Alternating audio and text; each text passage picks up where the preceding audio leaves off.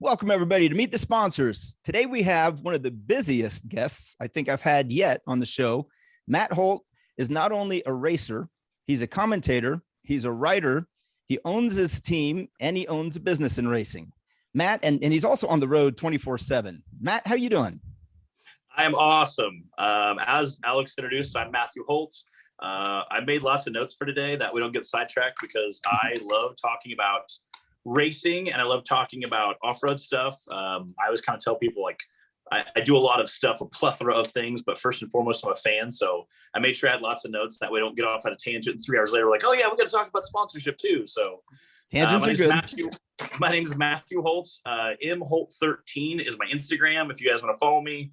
And then Matt Holt Racing on YouTube. We do a ton of stuff. I try to post a lot on stories so that we can kind of follow on any given weekend. If you want to reach out, have questions, comments, concerns, why we do our talk, make sure you guys write down your questions if you have any. And at the end, we'll try to cover them. I know Alex may have some of his own that he'll like to interject in for clarification. Again, I know a lot of these talks cover a huge range of sponsorship, everything from, we talk about, speedboat racing to lawnmowers. So, I mean, there's a huge variety. And when we talk about racing and marketing, again, as a broad term, I grew up the son of a car dealer. So my dad owned a car dealership, and at one point he owned 2 car dealerships and a finance company. So, marketing is kind of learning how to get the customer and then eventually push for that sale. So I grew up in a marketing household without knowing it. So I got a lot of very grassroots marketing. So, I always tell people I'm the son of a car dealer because that's a great way to fire up an introduction and a great conversation starter. You ever say son of a car salesman, used car salesman, or just car dealer? I say car dealer because car dealer kind of, salesman, they might think he was just a salesman, or a car dealer that incorporates, he was buying cars, he was selling cars. In the very beginning, when it was just him, he was detailing in the back and putting brakes on at night. And then, Monday morning, he was selling the cars. And the weekends, he'd pick them up at auctions. So it's a lot more inclusive. Car dealer, term car dealer typically is a lot more inclusive, especially when you're talking to car dealers. It's a pretty big group. I grew up riding, basically began being the son of a car dealer. I grew up riding anything with wheels, anything with tires and a motor. Go-karts. We started riding go-karts when I was 2 and 3. I had a younger brother. He's a year and a half younger than me to the day. Nate Holt and me, we both do a lot of off-roading. So, and we grew up riding go-karts. Then we kind of graduated to four-wheelers, and then we graduated to like dirt bikes and motocross and endurance. And then when I was about 14-ish, we started doing mud drags, mud bogs. I live in Decatur, Illinois, so it's very flat. So mud drags and mud bogs kind of what we did. And then about 8 years ago, me and a buddy and my brother put a race team together. We couldn't afford to do it on a global national scale individually. So we kind of put a race team together, bought a bouncer. One of the guys already had one, Sean Cross. Me and my brother all chipped in, pooled all our money together, got the entry fee paid for the season. We took turns on going to races, whichever works best for our calendar. And it was got my foot in the door and I was hooked. So now I've been doing rock bouncing for, 7, 8 years now. So that's pretty incredible. While doing rock bouncing, I got hooked in with some cool people. I started doing commentary, again, me and Clyde, who owns the Southern Rock Racing Series, do a lot of marketing together. And again, that was, going from a small town, I worked very hard for my father. I made really good money growing up. So I always was self-funded. And then I went to a global scale and realized, hey, they don't just give you big checks like I always thought. The first time I ever, sat down to do sponsorship, I wrote down basically like a whole page of names, maybe 2 pages of names of people I knew would give me money. And then I went through a couple pages of names of people that might give me money. And then I wrote a couple pages of people that probably would give me money, but I'm not going to ask anyway. Did you get any money? Did you get any money from anybody? I did. And I was kind of wavering on whether should I go full-time racing or not. And I went to a talk and heard a guy talk, and he kind of inspiring me, and I ended up doing it. And that's when I sat down the next day, made my list, and I started calling people. And again, because my dad had been in the car business so long, we know a lot of people who own big, fancy, high-end, $1 million car dealerships. I know people who own car part places, auto body shops that have very huge revenues. And I thought, this is going to be the easiest thing ever. And I thought, I'll do 5 sponsors, $1,000 each. I called 76 people before I got my first yes. Wow. And I went through all of my yeses and like 3/4 of my maybes before I got a yes. And it was a very good friend of mine. He owns an excavating business, and Tice Mahana, again, helped me out in a huge way. And it was like the spark that ignited 7 years with the racing nationwide, and we've done all kinds of cool stuff, and it's opened a lot of doors. And since then, I learned that marketing is a whole different ballgame than what I thought it was. Again, when I started this, I couldn't even spell the word marketing or sponsorship or any of that stuff. And now I've learned a lot again by having some good mentors. Again, a shameless plug for your book. Anybody who hasn't read it, go buy it. I have bought several copies and mailed it to other races.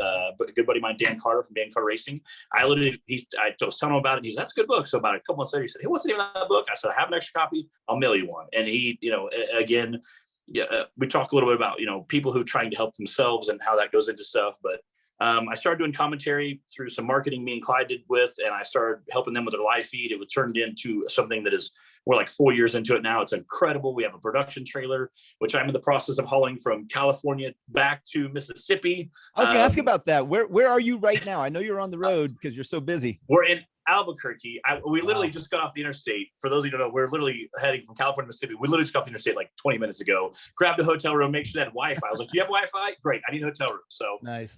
Because I wasn't sure exactly what state I was going to be in, which sounds kind of funny, but your hardcore race fans will completely understand that. That sometimes you're not sure what state you're in because you're doing so much. You're kind of flying by the seat of your pants sometimes. Yes. Again, I have lots of things to help keep me organized, but it sometimes kind of feels that way. And I really appreciate, the guys that help me out, that help keep me straightened out. And it works out really well. We had a huge Ultra 4 race this weekend at the Stampede.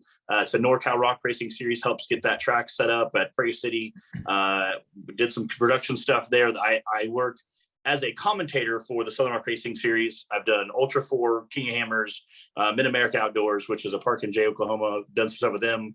Currently writing for a magazine. I just, again, submitted an article again yesterday for the Ultra 4 stuff. So I write for a magazine.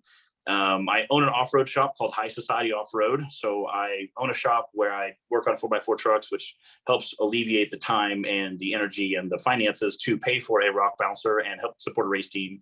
And you also sponsor others through your I do. We have some, again, being in Illinois, Illinois, Indiana, Ohio, Missouri a little bit is big in dirt track. I mean, huge dirt track, the roundy round guys. Again, you've dealt with Lucas Oil Series for a while, so you've met a few of those guys, I'm sure. So we have that. I sponsor a couple micro cars that are pretty cool, and then so I've had some guys that had demolition derby cars, some other things that, again, when you need a car fixed, you need automotive stuff. When somebody who welds and fabricates is a really good guy to know. So, and then I also teach a class as an adjunct instructor for Richland Community College in my hometown. So I'm a pretty busy guy. It keeps me on my toes. This year, the Rock Racing Television, which is who does all of the broadcast for the Southern Rock Racing Series or the National Rock Racing Association, depending how long you've been a fan of it. Okay. NRRA is kind of what I know. Okay. Yeah, NRA, National Rock Racing Association, is kind of the parent. It started out in the South. It was just a small organization. They just had races kind of in the South, and then they outgrew that. So now it's switched to the National Rock Racing Association, which incorporates the Northern Series, the Central Series, and the Southern Series. Then we have finals at the end. So they have a live broadcast by Rock Racing TV, used to be called Hillside Live. Now it's kind of rebranded with Rock Racing TV because we also do all the broadcasting for Ultra 4 and Mid-America Short Course Series, and probably some more stuff going to get added by the end of next year. I help do some behind the scenes stuff with that, with production, and a handful of jobs so far. And some get added each week. Like, hey, you're really good. If you're really good, people like to promote you to other jobs. So, that's pretty awesome. This talk, and I was kind of thinking, like, who is this talk good for? We talked about this is for, I guess I would call myself a media person. And so what is this talk for? Anybody who races, and it could be, I would say, more from a local, it could be your town, your county, to like a mid-state. If you're already doing a nationwide program, such as like, if you're Jeff Gordon, you probably don't need to come listen to me talk. You probably already have it locked down. So I'd say this is more for, the local track guys, or guys doing 2-state, 3-state, or maybe some nationwide guys who just want to get a little better at it and want to stop using their money and start using someone else's money to help fund the race program or take it to the next level. They've done good at a grassroots level. They want to move to that, frontier. Lauren Healy did that last couple of years with Ford, and obviously is doing pretty well. So doing very well. Yeah, that's true. Well, what's really cool is I bump into you everywhere. I see you at King of Hammers. I see you at SEMA, PRI. Everywhere I go, you seem to be there. And you're there on both sides. You're there as a racer as well as a team owner, obviously, and an announcer and a media person, and you're there as a sponsor. So you cover all angles. And when you and I were talking at PRI last time, I said, man, I'd love to get you on the show so that you can educate others how to get in the media if you're not winning races, or if you're not on the podium, or let's say you're just starting out and you want the announcers to talk about you, or you want the TV commentators to talk about you. How do you do it? And man, you had some really, really good insight and some great advice. I want to go into that. Yeah, and there's a handful of things. I try to make some bullet points. That way I try to make like 7 points, and then I have like a pro tip extra, like a little bonus tip. And I try to make some notes again, just kind of keep everybody kind of straight. A couple of them kind of are the same thing, but I'll kind of explain how they're kind of a little bit different. And this could go for, different types of racers: circle track, lawnmower, monster truck, demolition derby, drag cars, RC cars. If you have a book fair and you want people to talk about it, this could apply to you. If you have a 5K coming up that you're helping organize, this can work for you. So it doesn't just have to be racing. Anybody who needs marketing help and wants to deal with media, these steps can kind of help. And I'm going to try to cover, kind of paint with some broad strokes, and hopefully can inspire some ideas from people coming up. How to get the media to talk about you: TV, internet, and media. Now media is a huge brand. We used to be just television and magazines. Now magazines have kind of gone by the wayside and moved on to online publications, and we've kind of slowly started trading our television ends for YouTube and Instagram lives, and now TikTok. And it used to be Vines, TikTok, there's YouTube, there's social media sites. There's a handful of them. There's a lot of people pushing content out. People are also doing stuff on Twitter. And I think that you really have to kind of focus on all of those as a broad stroke, rather than just doing television or just doing a magazine. And it's okay to kind of go after 2 or 3 at the same time. And then if one kind of lands well, one resonates well with you, totally crush it. So there is a handful of stuff. Print media still is around. If you go to a car show, they'll give you a little baggie, they'll throw some cool flyers in there. Track flyers, I know you talk about in your book a little bit. Track flyers are huge. They can help out with some sponsors. And there's a million other things that I probably don't think about. I do hero cards for I give hero cards. I give some stickers out. I'll show you guys a cool sticker. A friend of mine who does a lot of my print media for me, one day called me over and said, "Hey, come over, I gotta show you something." I said, "Okay." I came over and he smiled, and he just hit the enter button. He goes beep beep, and then started printing hundreds of my faces off. So it's literally I never got one of those. I want one of those. So I give them to buddies for the wall behind me. Yeah, there's hundreds of off-road rigs that are rock crawlers and guys just to have trail rigs crawling around. And in hindsight, it's an amazing piece. Matt Holt Racing would look cool, or High Society Off-Road look cool, but having my face on there just makes even better branding than having a name attached to it. So, there's lots of little things you can do. And again, that was kind of as a joke that ended up turning out really, really well for me. So what makes you talk about a racer, and why? What gets you attention? What makes you special? And this is a question that I'm going to ask anyone watching this. Like, let's say you're on the microphone at an event. You're on the microphone at an event. You're in front of a live audience, and it's being broadcast live or streamed or on television. How does a racer get you to talk about them if they're not winning? And this is what my question. That question to me, I would turn around and ask it exactly right back to them. What as a racer fan, because most guys who race are also started out as a fan, they got so excited they want to do it. What makes you excited? What makes you think about Jeff Gordon, or you want to watch, Dale Earnhardt? Dale Earnhardt was this super tough, rugged guy you loved. And so that's what we kind of liked about him. And even if he didn't win, we would still kind of find that ruggedness awesome. So I would want to interview that guy. And again, I kind of wrote down some things, think about, and that's kind of the question in the back of your mind. I want you guys to think about today. Think about what makes you, what racers do you value in your sport or other sports? Monster trucks, there's a handful of guys, Tom Mintz, who used to drive Maximum Destruction, who literally destroyed his truck every single time, raced for Feld. This crazy guy, didn't really win. In fact, he hardly ever won in the beginning when he just destroyed his truck every time, hence the name Maximum Destruction. And it, people packed in stadiums to watch him. Dennis Anderson, Gravedigger, same thing. Wild and crazy guy, was always battling Bigfoot, bouncing around. So what makes, get my attention? And again, I kind of wrote some bullet points. What kind of brand do you have? Are you the tough guy? Are you the good looking guy? Are you the wild guy, the smart guy, the shy guy? I have some younger kids I deal with that are a little more shy, and it's so cute to deal with. And they're kind of like, "Hi, my name's Jeff. I'm 7 and I drive a Polaris." And they're like, "Okay, Jeff, nice. Talk about it a little bit." So we kind of start chatting, and they're super cute, and then we have some guys that are very quiet, very rugged. They don't do interviews because that's not, we don't talk, so they're very shy, and that's kind of cool too. We got guys that are real wild. We have several drivers in our series that are total wreckers or checkers. I have seen one guy literally break his gas pedal off. He was pressing so hard, snapped his gas pedal off, and he was 10 feet from the finish line. Was probably going to win about 10 grand and broke his gas pedal off. And was just a total wrecker or checker guy. Awesome guy. I love him to death. And again, I'm looking for something kind of a little more unique. If you look just like every other racer, if you talk like every other racer, if you do the same thing every other racer does, I've already interviewed them. I don't need to interview you as well. I don't need to talk to you, and you're probably not going to get my attention. A real good friend of mine told me years ago, nobody talks about first place the next day. Nobody really cares who won. They talk about the wreck. I mean, if you ever watch circle track guys, there's a guy like stuck up in a fence somewhere. Like that is what everybody talks about. The 4,500 class this last weekend, there was a battle. A guy had broke his steering and was 20 feet from the finish line. He could go up and down the track, but he couldn't turn and go sideways. And he waited until the guy in third place came along and was flying and basically just pulled in front of him. They crashed both cars, slid across the finish line. So he could turn. Wow, that's brilliant. But I was super smart. I was like the back 3/4 of the course, dealing with some drone pilots, and I just heard the crowd going nuts. Everybody was on their feet screaming. No one's really going to talk about who won that race. They're going to talk about second and third place, how crazy it was. That's the video that's going to break the internet and everyone wants to see. So, kind of figure out what sets you apart from everybody else. What's your brand? What's your, think about The Rock. The Rock is a very strong guy. He's very chiseled. If you wanted some wild and crazy thing, he might be good for it, but his brand is more like fitness. So if I had a new weight company coming out, he'd be a great guy to use for that. So kind of think about what your brand is.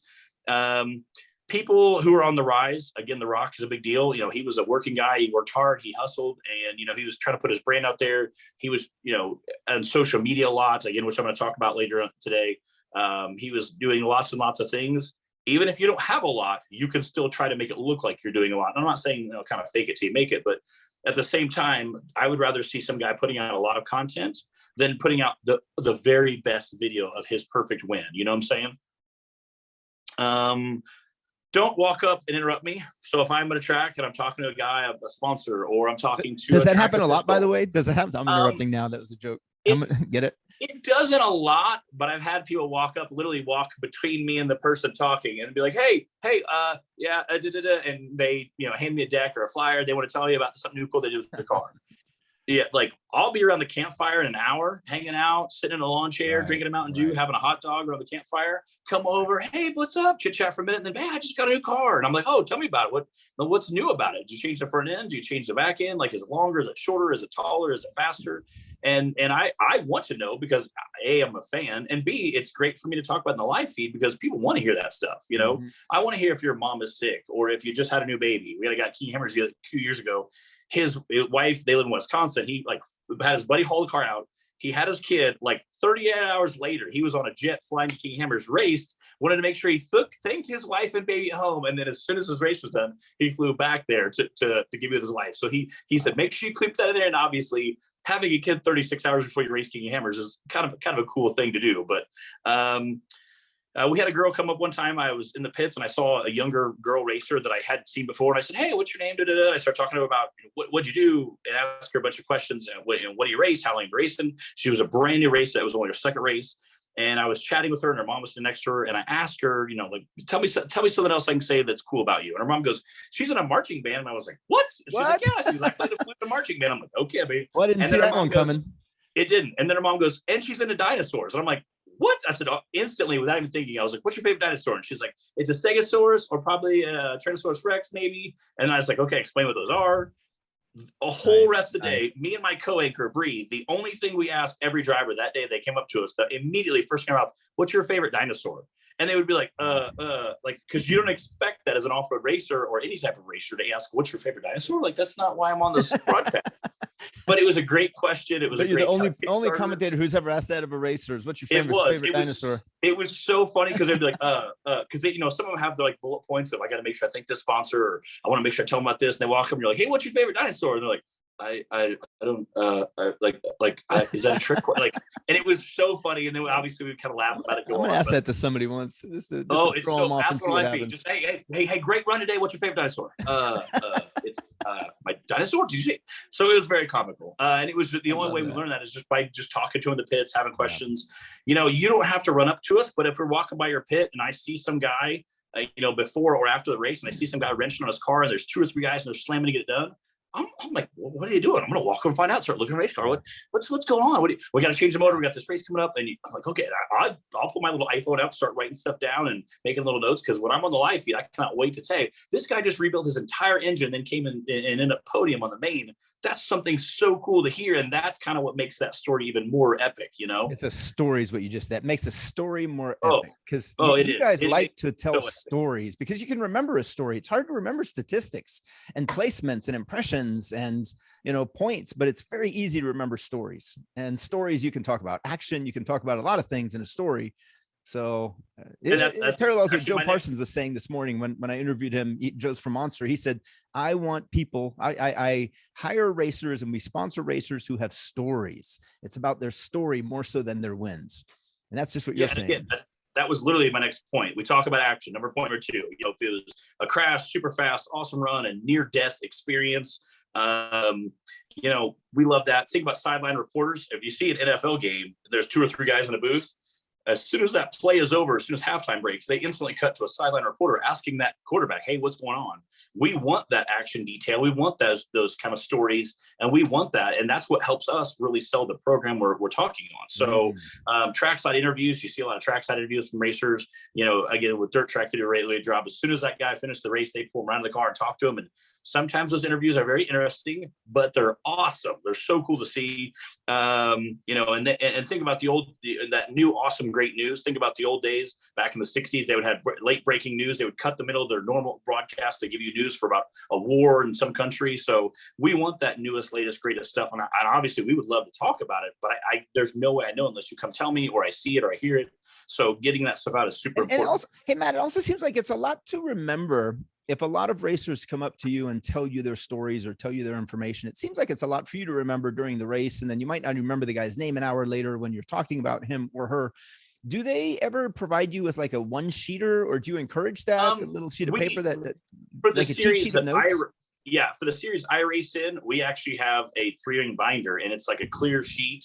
And we have basically an 8.5 by 11 hero card, I guess, for lack of better words. And it has all the details on you, about you. And then we have a whole bunch of stuff penciled in. How is that? How are those details populated? Where do those details come from? Do the racers send it to you, or do you research yourself? My series at the beginning of the year, we sit down and kind of write all that stuff down, and me and my co-anchor Bree does a really great job at doing it as well. And we try to make sure we have any detail we could possibly think about on that sheet.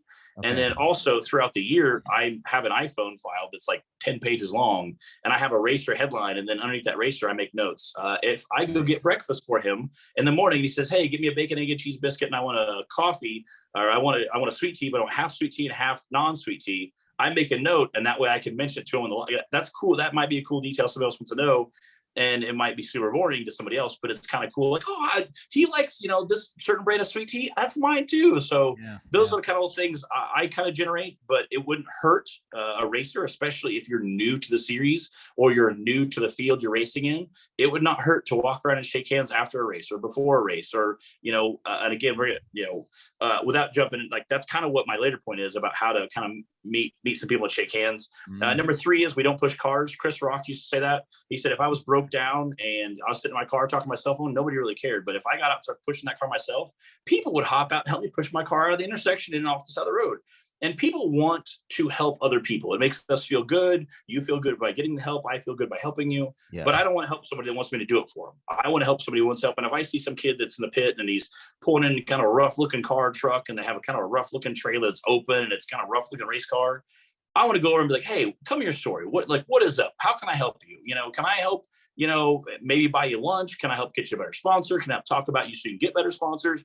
And maybe that guy just needs a chance, and maybe not. Maybe he's just a big jerk, but maybe he just needs a little help along the way. And usually most people who will greatly appreciate that help and will, put it back in the sport later on when they're, 10, 20, 30 years down the road, they'll help the small guy go, hey, you know what? You need a set of tires?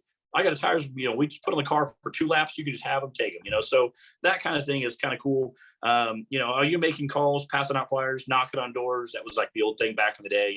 Guys who try to sell cars would call, go hang flyers out. if I see a guy, Trigger Gum once told me, Trigger Gum held the world's long jump record on a motorcycle for a long time. And we were on the Rip to the Tip at Cabo back in 2008. And he told me the story because I guess Evel Knievel passed the torch to Trigger Gum in terms of motorcycle long jumps. And Trigger said that Evel told him once that he would call up a hotel and use a fake voice and say, "Hey, I heard Evel Knievel's coming to town." And the guy on the phone would say, "Well, who's that?" "Oh, I don't know." And then he'd hang up. And then called an hour later, "I heard Evel's coming to town." And he would change his voice several times and do that for a few days. And then the hotel would start to think, wow, who's Evel Knievel? Then Evel would call back a week later and say, "Hi, this is Evel Knievel. I'm coming to town." And they were like, "Yes, we know you. Come on in." And they would anticipate and expect him. And that's how he would get some of his gigs. Trigger told me that story. I thought that was fascinating. He made his own success. Again, when you see some guy that's really putting in that kind of an effort, it makes you want to help him. You go, "Man, that guy's busting his butt. How can I help? Because, what can I do?" So when I see somebody really working that hard, and I had a little note of a hot rod power tour. It's a bunch of hot rod cars. They go to a stop, they drive the next day, go to a stop. There's like 7 stops. I took my rock bouncer one time, loaded up, and went to a stop in Springfield, Illinois. And it was the only thing. And I had like all these nice classic looking cars. I have this rough, rugged, bent metal, big, gnarly tires, big exhaust.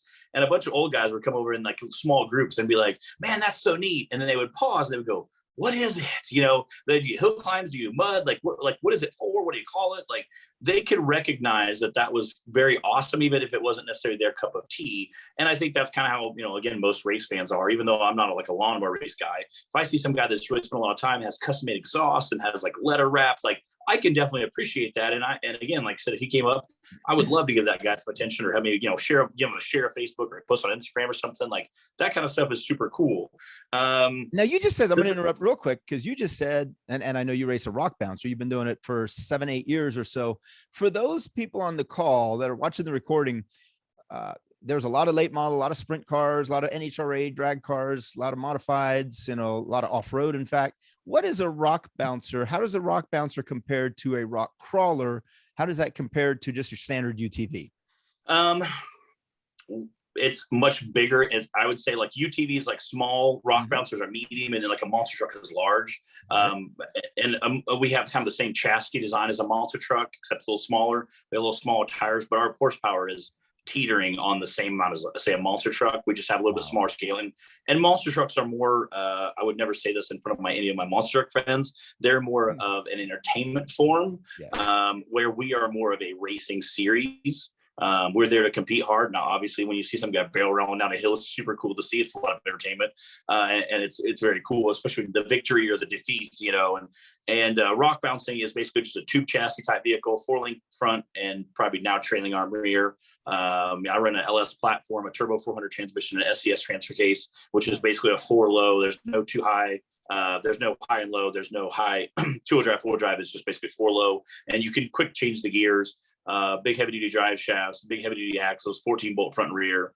I run a Dana 60 front, but most guys run a 14-bolt front and rear. So I can see why people are coming up to you going, "What is that?" I can totally see that. Yeah. Big heavy duty shafts, big knuckles. I mean, all of our brackets are 3/8 thick or bigger. So when you see, it's funny when we go to see Ultra 4 guys or even desert guys, they're like 1/8-inch tabs, like, everything is cut and small, and how can they lighten it up, and we're like, how can you make it bigger? Can we use a 1/2-inch thick bracket? So that part's, kind of cool. That's cool.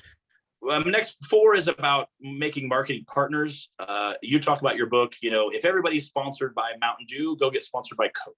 If everybody's sponsored by BFGoodrich, go get sponsored by a Nitto tire, which is great. And I encourage everybody to do that. I go find, if everybody's sponsored by HP, go get Mac, That's or at go the team level. At the team level, we're talking now. Yes, I agree with you. And again, that's a great way to generate new revenue, not just for you, but then you also introduce into racing.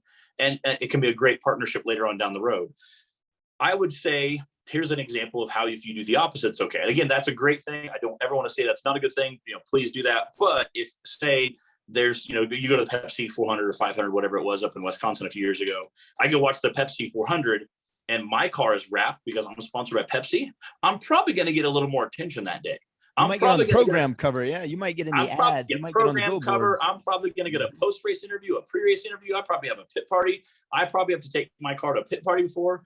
I'm going to be blasted out. So if you have some of the same marketing partners on your car, and it doesn't have to be all of them, but if you have some of the same marketing partners that track has, or that series has, that's a great way to maybe get your foot in the door to get a little more attention from someone who's talking that day. Or again, maybe that's a great way for me to go, hey, that guy's sponsored by, Nike or whatever. Walk over, start talking to him, and it works out really well. And now I know some more details.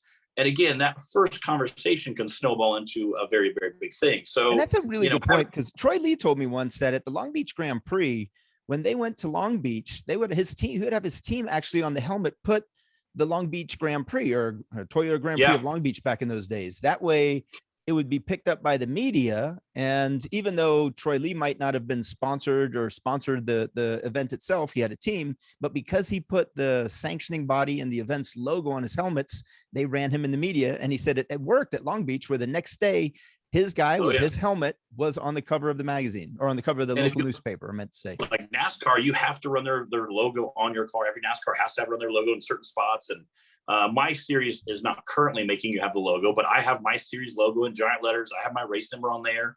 Again, just, for branding, and it also helps out very well. Do they use you more because of it? Do they use you in their media? Yes, I would say that has helped me out. Maybe in some negotiations. I might have brought that up a couple times when discussing my vehicle versus some other vehicles. Right. Next is Troll Dem, and this goes for not just marketing people, but you can also kind of take the media hat off and put on a sponsor hat. If I am a race car driver and I want to get sponsored by VP Racing Fuels, there's a troll them on the internet, politely, but troll them on the internet. And there's lots of stuff. Trade shows, expos, dinners, after parties, VIP events, nightclubs, fancy restaurants, stay at home, stay at motels or stay at the same motels or hotels, catered events, again, partner with other race teams. I'll kind of unpack those, and I'll talk about the second half.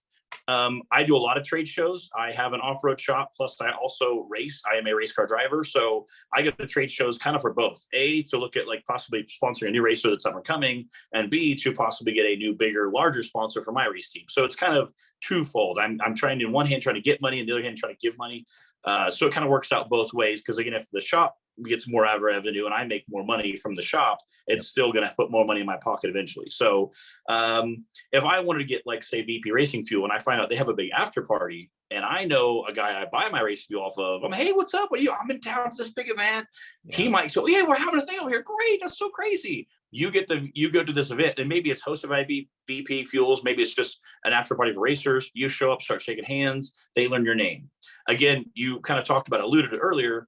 You've seen me at the PRI show. You've seen me at SEMA show. You've seen me at King of Hammers in the middle of the desert. You've seen me at and again, I have some friends that go to off-road shows that way. If you go to any off-road show on this half of the Mississippi, you will absolutely see them there. And after 3 or 4 years of shaking hands, they decide, hey, that he's kind of a big deal. We should probably find out what he does. Who does he use for fuel? Maybe we can't give a bunch of money, but we can at least talk to him and figure some stuff out. So that I think is super awesome. And again, you don't have to go spend a bunch of money to take some wine and dine some guy out.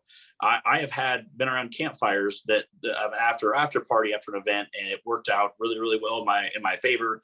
And again, you don't have to kind of weasel your way in there. You just have one of your buddies, or another guy, So there's a couple ways that I've kind of gotten into some of those rooms.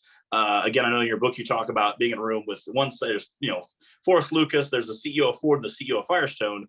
That takes planning, and someone was very wise at doing that, because again, if you can get a couple of these guys together, it can work out beneficially for everyone in huge ways. So again, there's kind of ways you can kind of troll some guys if you really want to handshake somebody and you can't get to them, Joe Buck. There's some other big announcers for football or athletes, Bob Costas. He doesn't necessarily know about Matt Holt the racer, but I'm sure if I found out, who his gardener is, or maybe where he got his haircut at, we just happened to get haircut the same day, and I said, "Oh, I'm a racer, and I do broadcasting." "Oh, that you do broadcasting? That's so crazy! You do broadcasting too."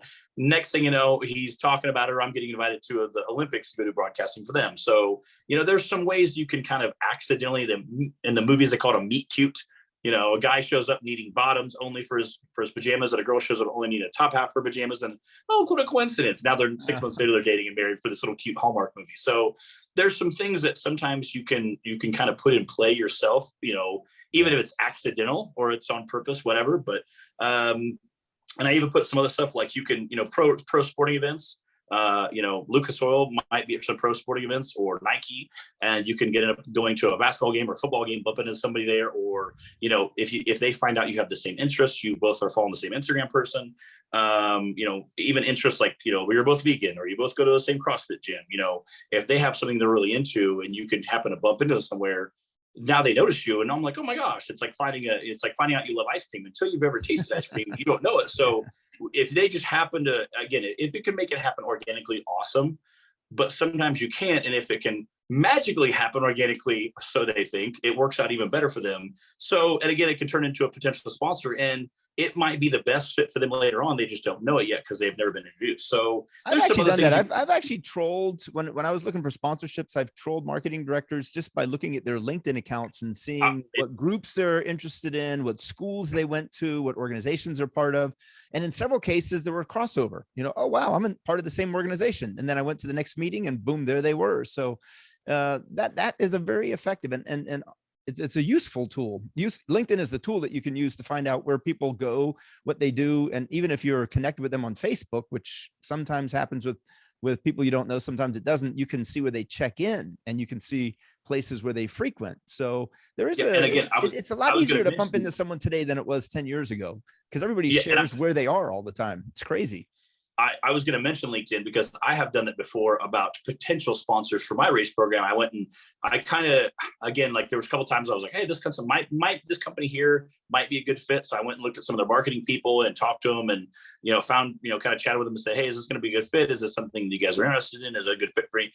And again, with sponsorship, I want it to be a good fit for me and for you, because if it's not a good fit for you, it's not going to work. If it's not a good fit for me, it's not going to work. Sometimes it's like embarrassing when it doesn't renew. Yeah. And again, like I said, it's like working a job. If I'm a trash man and I love doing it, but I'm a horrible employee, they're not going to keep me around.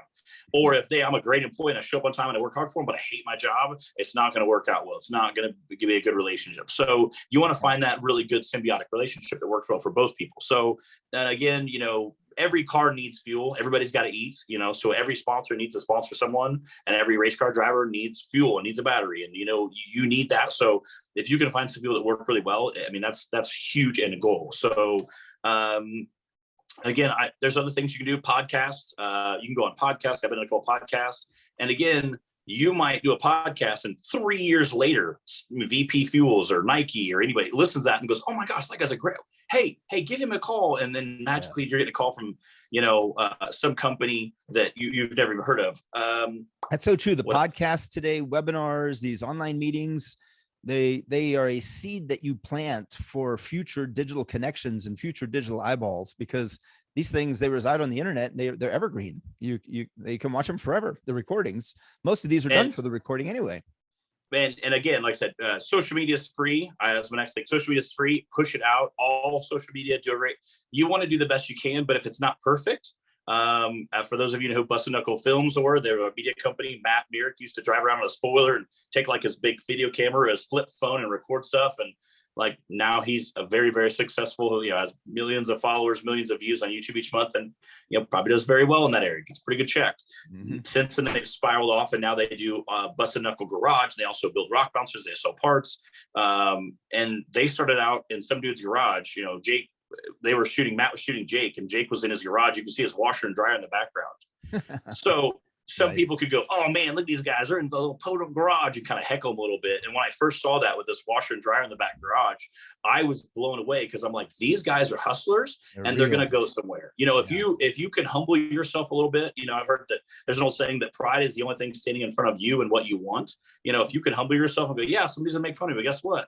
When I'm doing, $100,000 a month in parts in 3 years, people can't really hate so much, So, or I'm selling rock bouncers for $200,000 a pop. You can't really hate on me too much. So those guys have definitely taken off, and huge shout out to those guys. If no one knows who you are, they're not going to talk about you. And that, again, sometimes people view that as a good thing, but in my case, it's kind of a bad thing. You want people to talk about you, and people absolutely will talk about you. Even if they've never met you. Yeah. Number 6, what brands do you want to buy? Think about a Starbucks or Red Bull or Snap-on or Apple, Beats, Nike, Ford, DeWalt, Chick-fil-A. Think about those brands. And again, everybody has their own favorite. I like DeWalt, or I like Makita, or I like, whatever you like. Think about those brands and think about why you buy those brands. And the reason that's kind of important is it kind of a little bit ties into sponsorship, but also thinks, I want you to think about why you buy those brands. That's why I, Matt Holt, want to talk about you on my live feed. You're really dependable, or you're garbage. You know, you're either a really great guy, or you're a jerk, you're a hothead, and you're going to go out and fight in the track. You know, I'm not saying that a fight is not entertaining, but you don't want to be the guy that always gets in fights. You don't do the hothead. But if that is your MO, like, kind of live up to it. You know, I would much rather see a guy that kind of leans into the curve than, you know, a guy who's trying to be somebody he's not. And again, some brands out there, you know, like, you know, Rockstar or Red Bull, they want that kind of adrenaline fueled, wild, crazy guy, where Red Bull, they want winners. That's all they care about is winners. So, you know, you kind of think about your brand a little bit and think about, you know, how can you apply that brand and get a person on media, whether it be a magazine or a, you know, a social media site. There's lots of people out there nowadays. Again, so we've seen podcasts. There's lots of guys out there. A buddy of mine, Bub Meadows, he does addictive photography, and he does videos and pictures. And he's a guy who just, you know, kind of a lower budget guy right now, shows up, takes pictures and videos. He started out doing a cell phone. Now has a good camera. It's nothing super high end, but it's a good camera. And he gets, you know, 6 or 8 photos, and he puts them on the internet for free. Again, just because he's trying to get his name out there.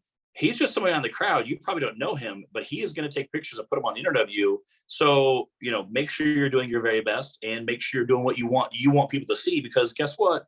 3 years or 5 years down the road, those are going to be on the internet. And Miller Welding, I know for a fact that one of the first things they do is go to your Facebook page, and they look for foul language or inappropriate pictures or stories that may not put you in a good light, because they don't want their name attached to that. And I mean, really, what brand does? So, and not just Miller, that they're all doing it now.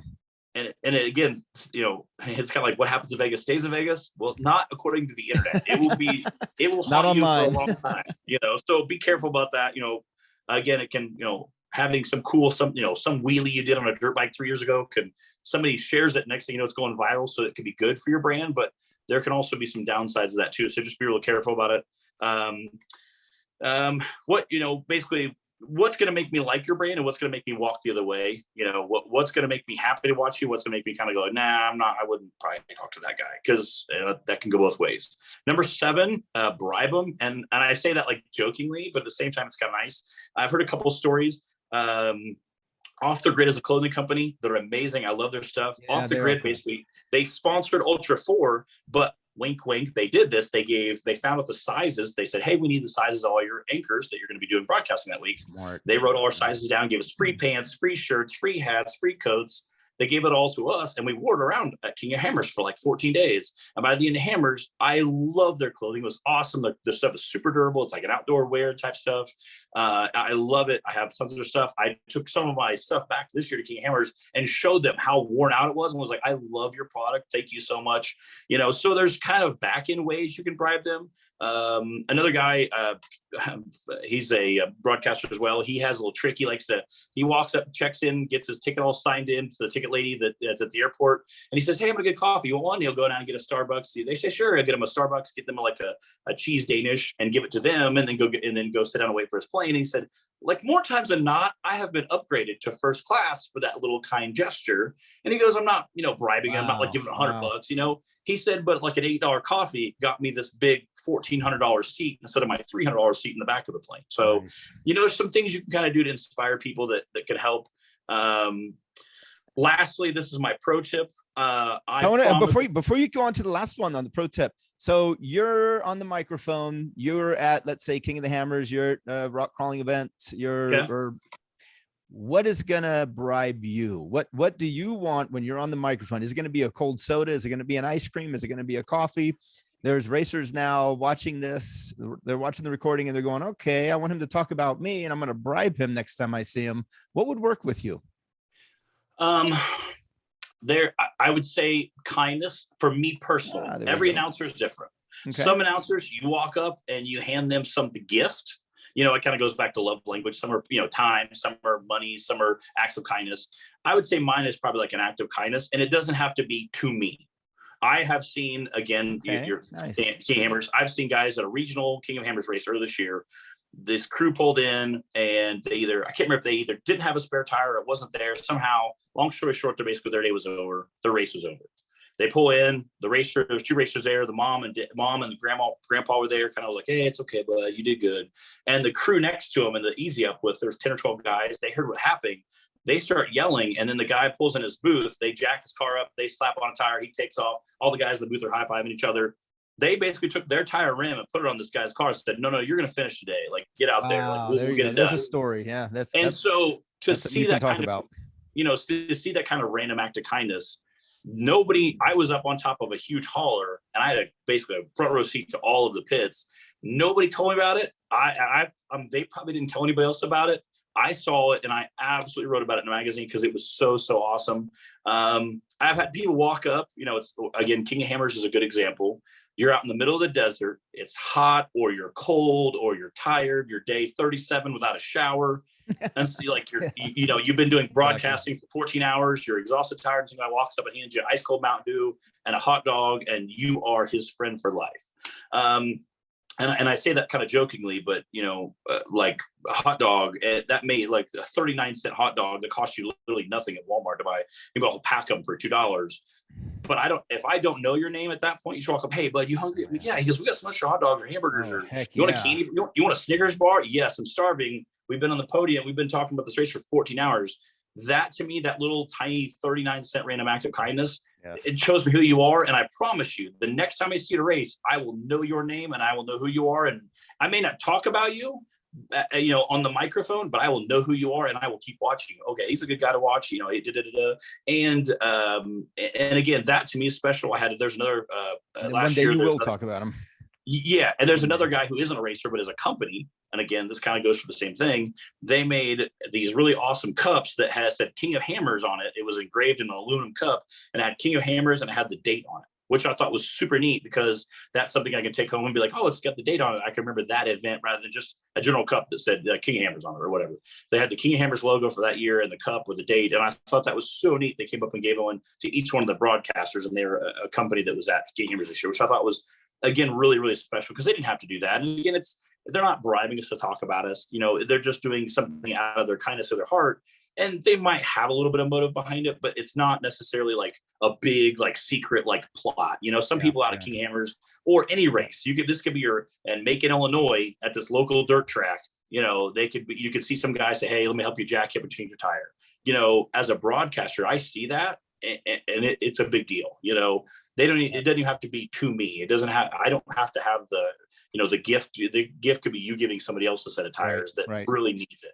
That to me shows a lot of class, and I really can't wait to run the mic and tell everyone about it because I get excited when I see that stuff, So to me, again, that me personally, it's a little different. Again, I said most broadcasters are also fans of the sport, and I would say they're not just fans; they are super fans. Anybody who's ever seen Miles knows Miles is a super fan.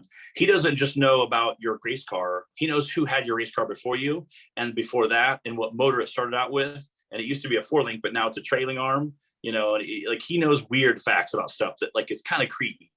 But that's the kind of stuff that, again, fans like to hear. So, that kind of stuff is also prevalent to us broadcasters or really super fans. We just love it so much that somebody is silly enough to pay us to talk about it because we love to talk about it so much. So, and again, each broadcaster is different, but most of us, like I said, if you see something really cool or really nice, if you have a neat, cool paint job and you did something, I was at PRI a few years ago and heard you talk, had a thing, and there was a younger racer, the race trail track, and he put like a cat and dog shelter. He had a spot where he didn't have a sponsor, so he put a cat and dog shelter for free on there. And I thought, it was a picture of this big dog and this little kitty cat on there, and it had the shelter's name. Cool, yeah. And again, it was kind of like, I've seen guys do Ronald McDonald House and other charities that, hey, we don't have a sponsor for here.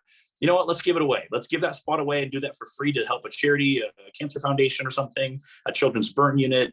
And we get nothing in return, but it really helps out that organization. They're not paying us any money. We just did it to show them we care, and it doesn't take up any extra real estate space in the car. So and it's a great story. It's a great different story because that's not a story that you can tell every weekend.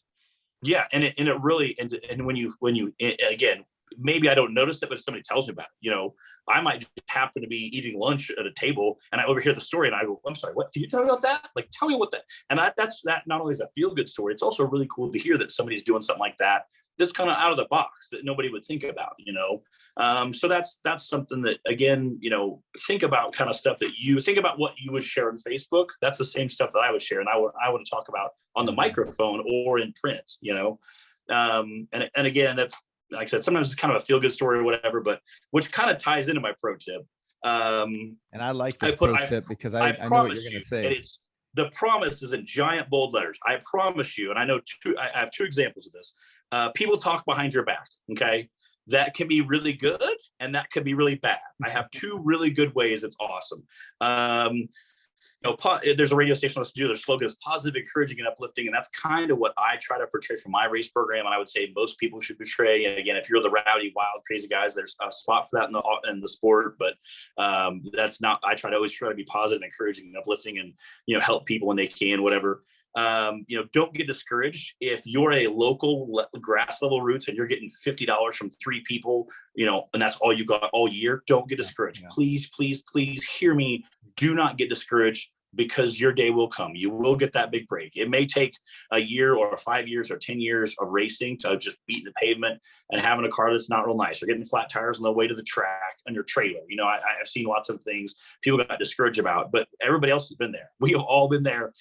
Months, days, weeks. You may not have saw it, but we didn't have Instagram back when I used to haul stuff with 3 flat tires by the time on the trailer, by the time we got there, thank goodness. But there's stuff like that you don't see, but it's there. You just may not see it. So do not get discouraged. 2 good stories. Ram Monster Trucks. I'm friends with the people in Ram Monster Truck. They're awesome people.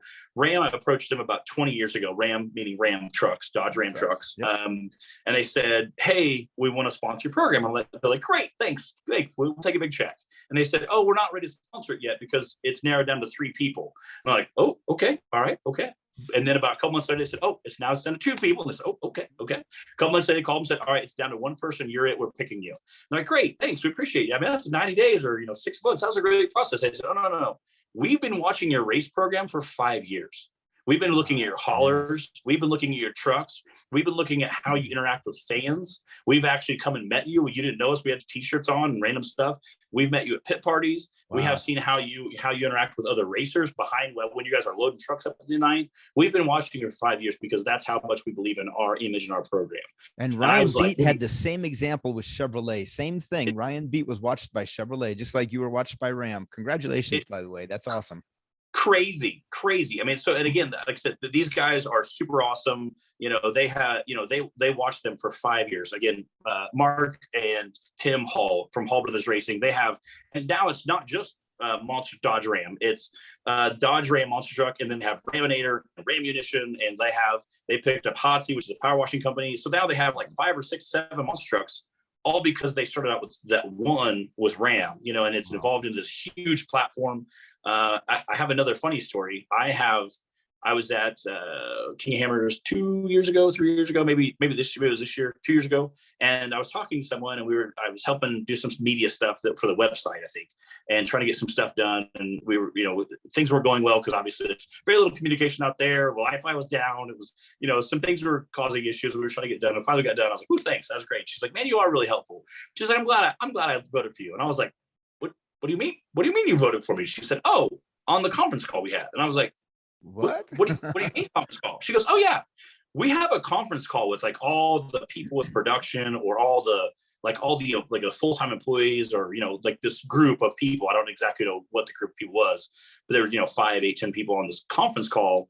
And she goes, "We talked about every single person in production, like as far as anchors go. And we everybody kind of gave their yay and nay and kind of gave input, like, this is a good person to aspire. Maybe this isn't the best fit for us." And she goes, "We talked about each person and we all kind of voted on them." She goes, everybody had good things to say, but she goes, "Yeah, I voted on you. So I appreciate it." And I was like, oh, okay. So I was very blown away that this is why I say don't be discouraged.